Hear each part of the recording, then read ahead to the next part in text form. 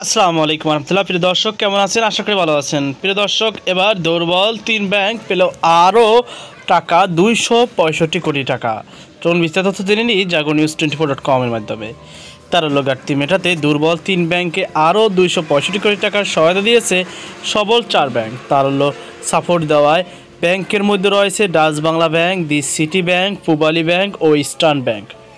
মঙ্গলবার 19 নভেম্বর বাংলাদেশ ব্যাংকের মুখপাত্র নির্বাহী পরিচালক হুসনে আরা শিখা বিষয়টি নিশ্চিত করেছেন। কেন্দ্রীয় ব্যাংক জানায়, সহায়তার পাশাপাশি ঋণ আদায়ে ব্যাংকগুলোর নিজস্ব কৌশল থাকা উচিত, কারণ গ্যারান্টির সহায়তা দিয়ে যে কোনো ব্যাংক ঘুরে দাঁড়ানো কঠিন।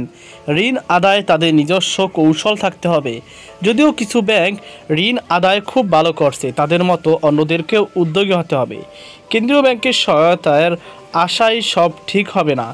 এর আগে গত সপ্তাহে তারল্য ঘাটতি মেটাতে দুর্বল 7 ব্যাংকে 6,585 কোটি টাকার সহায়তা দিয়েছে সবল 10 ব্যাংক। এই সময় যেসব ব্যাংক থেকে চাওয়া হয়েছিল 11,100 কোটি টাকা, এসব ব্যাংকের মধ্যে সবচেয়ে বেশি সহায়তা পেয়েছে ইসলামী ব্যাংক। 60টি থেকে ব্যাংকে ইসলামী ব্যাংক পেয়েছেন 2,095 কোটি টাকা।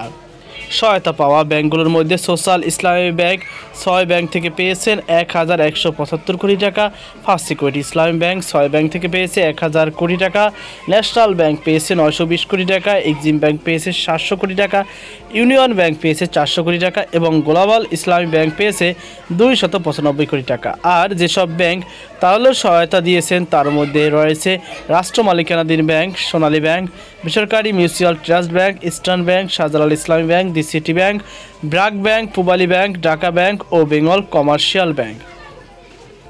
গত সোমবার বাংলাদেশ ব্যাংকের governor doctor Ahsan H Mansur 17টি ব্যাংকের ব্যবস্থাপনা পরিচালক এমডির সঙ্গে সভা করেন। সবাই দুর্বল ব্যাংকগুলোর সহায়তা অব্যাহত রাখতে শক্তিশালী ব্যাংকগুলোকে অনুরোধ করেন গভর্নর।